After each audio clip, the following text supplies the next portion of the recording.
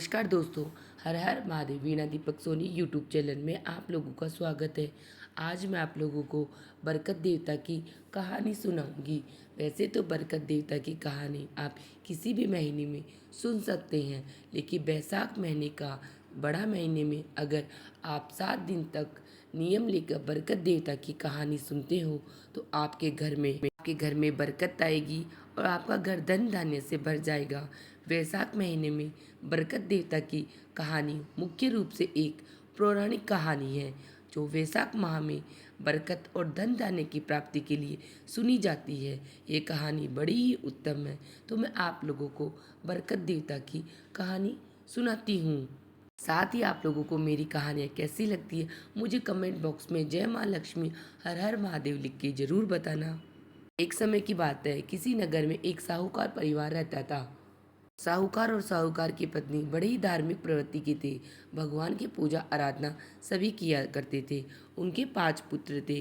उनकी एक भी पीढ़ी में भी किसी की भी पुत्री पैदा नहीं हुई थी, लेकिन उनका सबसे छोटा बेटा, उसकी शादी के बाद में उसके जब बच्चा हुआ तो एक पुत्री पैदा हुई। जो साहूकार साहूकारनी परिवार की खुशी का ठिकाना ही नहीं था।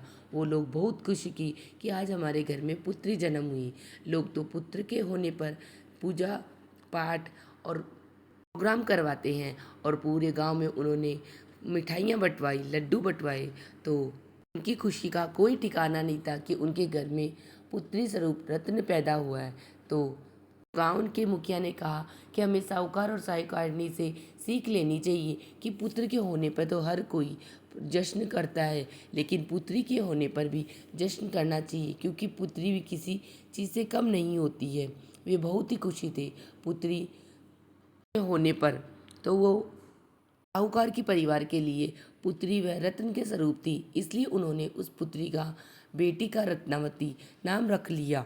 रत्नावती धीरे धीरे दादा दादी के साथ परिवार के साथ बड़ी होने लगी। वह भी दादा दादी की तरह धार्मिक प्रवृत्ति की थी और नित्य दादी के साथ मंदिर जाती, पूजा पाठ करती, तुलसी में पैर डालती, केले के वृक्षों पर। इसी प्रकार वह साहूकारनी मंदिर जाती और पूजा पाठ करती रहती थी। तो एक समय की बात है, तो साहूकारनी को मंदिर में किसी बुढ़िया औरत कहानी सुना रही थी। तो कहानी सुनाते सुनाते वह कहती कि आप लोगों को मैं वैसाख मास की कहानी सुनाऊंगी। तो ये बोले, इस कहानी को सुनने से क्या होता है? बुढ़िया माई ने कहा, जो भी वैसाख मास की कहानी सुनता है, 7 दिन का व्रत रखता है, नियम रखता है और व्रत की पूरे होने के बाद में विष्णु भगवान की उद्यापन करता है, तो उसके घर में बरकत आती है और उसके घर में कभी भी धन दाने की कमी नहीं होती है।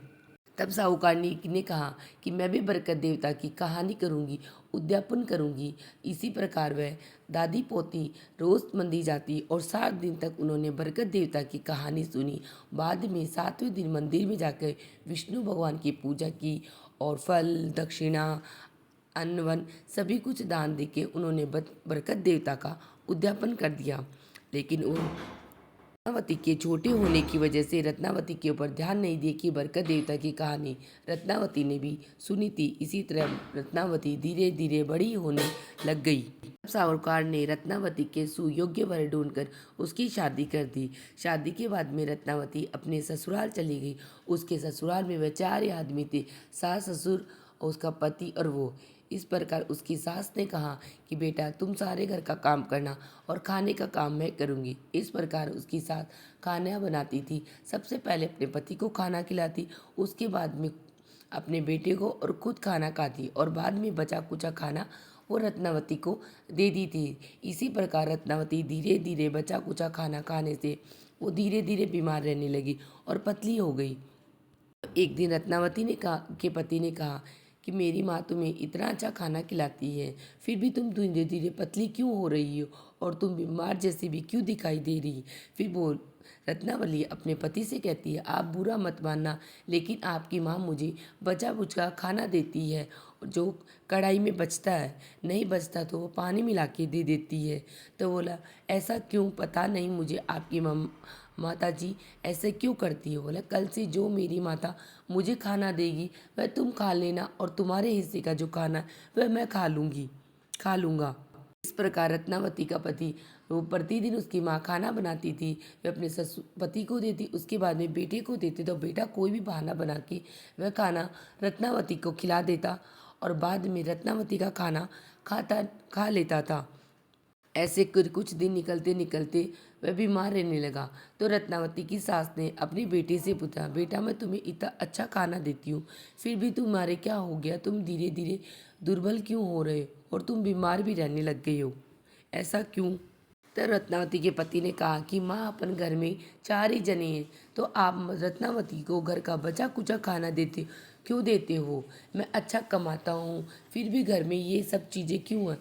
तो उसकी सास बोलती है, बेटा आज से ये सब जिम्मेदारी तेरी, आज से मैंने बहुत दिन काम कर लिया, आज से सारे घर की जिम्मेदारी तू ही खाना बनाना और हम सबको खाना खिलाना। उस दिन तो रत्नावती की खुशी का कोई ठिकाना नहीं था। वह बड़ी खुश हो गई और खुशी मन से उसने खूब सारा खाना बनाया। लेकिन फिर भी उसने अपने सबसे पहले अपने ससुर को खाना खिलाया, फिर उसके बाद अपनी सास को खाना खिलाया, उसके बाद में अपने पति को खाना, लास्ट में अंत में उसने खुद ने खाना बनाया, तब भी उसके लिए खाना नहीं बचा। रात्रि में उसके पति ने पूछा, आज तो रत्नावती तुमने खूब सारा खाना खाया होगा क्योंकि तुमने खुद ने ही भोजन बनाया था। तब रत्नावती ने कहा कि सासू माँ खाना बनाती थी तो मुझे कुछ तो मिलता, लेकिन आज मैंने खुद खाना बनाया तो मेरे लिए कुछ ही नहीं बचा और कढ़ाई खाली हो गई थी। आज तो मुझे भूखा ही सोना पड़ेगा। के बाद में रत्नावती के पति ने कहा, कल से तुम ज़्यादा खाना बनाना जिससे तुम्हारे लिए भी खाना बच सके। इसके बाद में उसने दूसरे दिन फिर से खाना बनाया। उसने अपने पहले ससुर को खिलाया, उसके बाद में अपनी सास को खिलाया, उसके बाद में अपने पति को खाना खिलाया। लेकिन खाना खिलाने के बाद में फिर से उसके लिए कुछ नहीं बचा और उसने ये सोच लिया कि मेरा नसीब तो यही है कि मैं खुद भी खाना बनाती हूँ, कितना भी खाना बना लूँ लेकिन मेरे लिए खाना बचता ही नहीं। इस प्रकार का मैं बीतता गया। एक दिन उसकी सास ने उसे कहा, बेटा अब तो तुम खुद खाना बनाती हो, फिर तुम धीरे धीरे पतली क्यों हो रही हो, तुम्हारी क्या बात है? तब रत्नावती ने अपनी सास को बताया कि माँ जी मैं कितना भी खाना बना लूँ लेकिन अंत में मेरे लिए कुछ भी खाना नहीं बचता और मुझे ऐसे ही सोना पड़ता है, इसे ही मैंने अपना नसीब समझ लिया है। रत्नावती की सास ने अपने बेटे से कहा, बेटा इसे कुछ दिन अब इसके मायके छोड़ा जिससे इसका मन परिवर्तन हो जाएगा और सब सही हो जाएगा।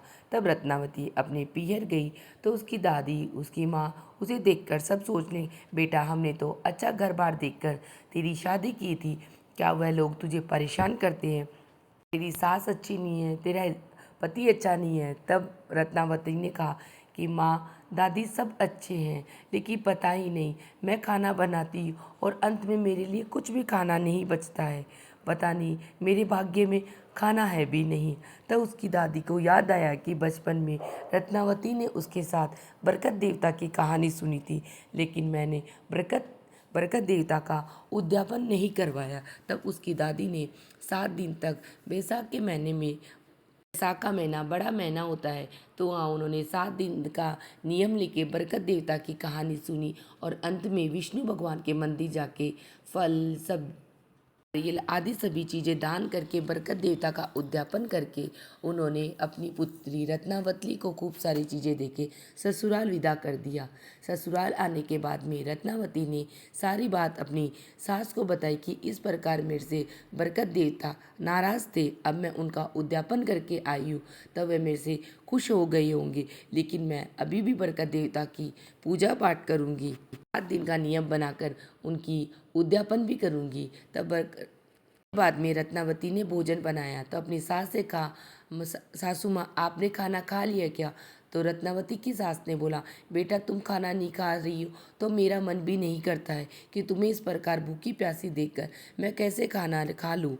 तो उसकी सास ने कहा कि मैं भी तुम्हारे साथ। तब रत्नावती ने कहा, ठीक है सासू माँ, आप भी मेरे साथ बरकत देवता की कहानी सुनो और हम सब मिलकर उनका उद्यापन करेंगे। तब सास ससुर उनके पति सभी मिलकर बरकत देवता के नियम लेते हैं और 8 दिन तक वह सभी व्रत करते हैं और उसकी कहानी सुनते हैं। अंत में विष्णु भगवान के मंदिर जाके दान दक्षिणा करके वह घर आते हैं और उसके बाद में उसकी सास कहती है, बेटा अब तुम भोजन बनाओ और ज़्यादा भोजन बनाना, जिससे घर में बरकत आएगी और बरकत देवता खुश हो जाएंगे। तब रत्नावती कहती है, नहीं सासू माँ, आज मैं प्रतिदिन जितना खाना बनाती थी उससे भी आधा खाना बनाऊंगी, जिससे मैं देखना चाहती हूँ क्या बरकत देवता ने मुझे आशीर्वाद दिया या नहीं दिया है। तब रत्नावती किचन में जाके खाना बनाती है। वह प्रतिदिन जितना खाना बनाती थी उससे भी वह आधा खाना बनाती है। उसके बाद में वह अपने ससुर को और अपनी सासू माँ और अपने पति तीनों को खाना खिलाने के बाद में भी घर में बहुत सारा सामान बच जाता है। तब वो कहती है कि सासू माँ, बरकत देवता ने मुझे आशीर्वाद दे दिया है, उन्होंने अपना श्राप मुझसे वापस ले लिया है। इस प्रकार देखो, क्योंकि आज मैंने खाना कम बनाया था तभी खाने में भी बरकत आ गई, तो बरकत देवता ने मुझे आशीर्वाद दे दिया है। इस प्रकार बरकत देवता आपने रत्नावती को आशीर्वाद दिया, उसी प्रकार हम सबको भी आशीर्वाद देना। कहता सुनता उखारा भरता आपने परिवार का देना। कहानी अधूरी है तो उसको पूरी करना, पूरी को प्रमाण करना।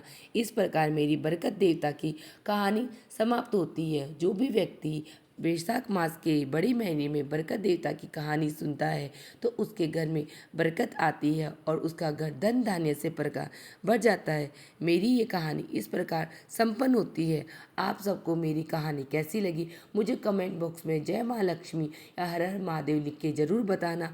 वीडियो पसंद आई तो वीडियो को लाइक करना और चैनल को सब्सक्राइब करना, जिससे आने वाली वीडियो का नोटिफिकेशन आप लोगों को प्राप्त हो सके। वीडियो देखने के लिए आप सभी का धन्यवाद। हर हर महादेव। मिलते हैं नेक्स्ट वीडियो में।